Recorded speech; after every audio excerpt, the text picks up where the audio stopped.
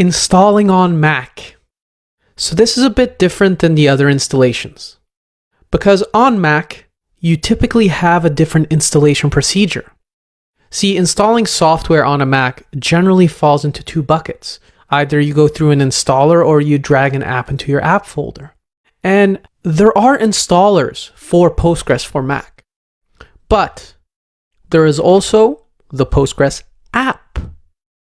So if you go to postgresapp.com, what you see here is that Postgres app is a fully featured PostgreSQL installation based on standard Mac app. Okay, what does this mean? Well, it means it's a zero install Postgres. Basically, you drag it into your applications folder, you click initialize, and it basically does everything for you. Now, this does bring with it two questions. Well, how does it differ from our initial installation? Because as you may remember, we had certain settings, certain defaults in place. We had localhost, port 5432, a username, a password, etc., etc. Well, when we go with Mac and we use the Mac app, basically the only things that are changing are the username and the password, because the app configures its environment based on your current user. So the user you're logged in with on a Mac. So the username you use on your MacBook is the username you will use when logging into Postgres. And the password you use when logging into your Mac is the password you will use when logging into Postgres. So if you have no password, that means there will be no password.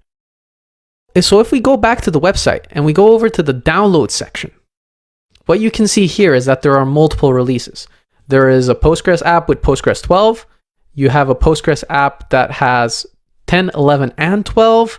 You have all supported versions of SQL. You can literally have a Postgres app that can run the multiple versions of Postgres. Now, since we're focusing on 12, I want to keep it light here. So once you press download, it will download the installer. And once the installer is done downloading, what you will see is the following. You will see Postgres over here that you can drag into the application folder. And once you drag it into the application folder, what you will see is that you have the Postgres available. And so when we run that, what you'll see here is that you have servers and server settings. So when we go into server settings, you can give your database a name. I called it ZTM from Zero to Mastery. And I put the port on 4532, as we said in our slideshow, but you can change the port here to whatever you want. It'll tell you where your data directory is, where it's going to store the configs, the logs, all of that good stuff. And then when we press start, it's just as easy as that. And as you can see here, I already have all of my databases in here, but I'm going to show you how to import these databases. So hold on. One more thing we should also note is that you can have multiple databases running side by side.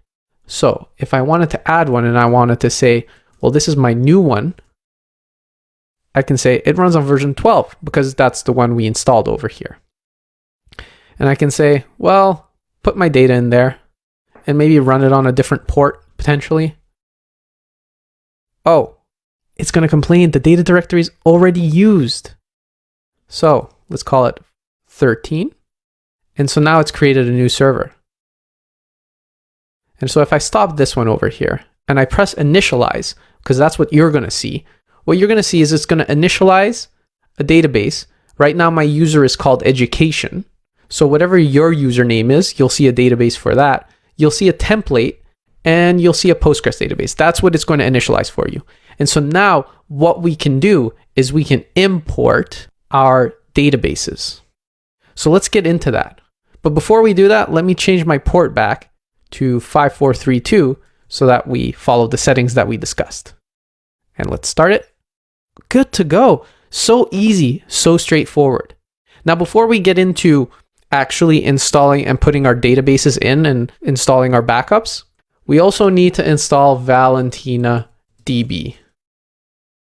So if we go to Valentina DB, what you'll see is that under downloads, there is a download for Valentina Studio. And if you go down here, what you'll see is when you press view files, you'll see that there is the availability for Mac. And so let's press download on that one. And so once this is done downloading, we can install Valentina Studio, which is our graphical user interface. It's our way of talking to our database in an easy way. So let's open that up. And again, a drag and drop motion. Now I've already installed Valentina Studio. So let's open that up.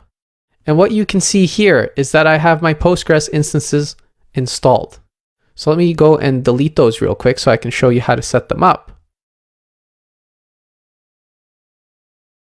So if we go back into the Postgres app, you can see here I'm running new one and I'm running it on port 5432.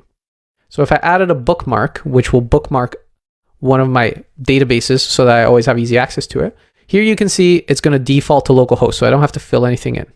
We're going to just connect it to the default database, and we're going to say my user is my username on the Mac, and my password is my password on the Mac, and the port is 5432.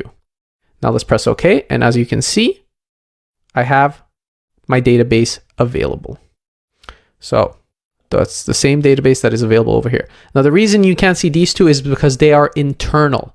They're supposed to be hidden. You're not supposed to be able to delete these two databases. So don't, because you'll mess up your database. All right. So now that we've downloaded Valentina Studio and now that we've downloaded the Postgres app, and I've shown you how simple it is to get both up and running, we're ready to import our databases that we will be using for the course. So let's get into that.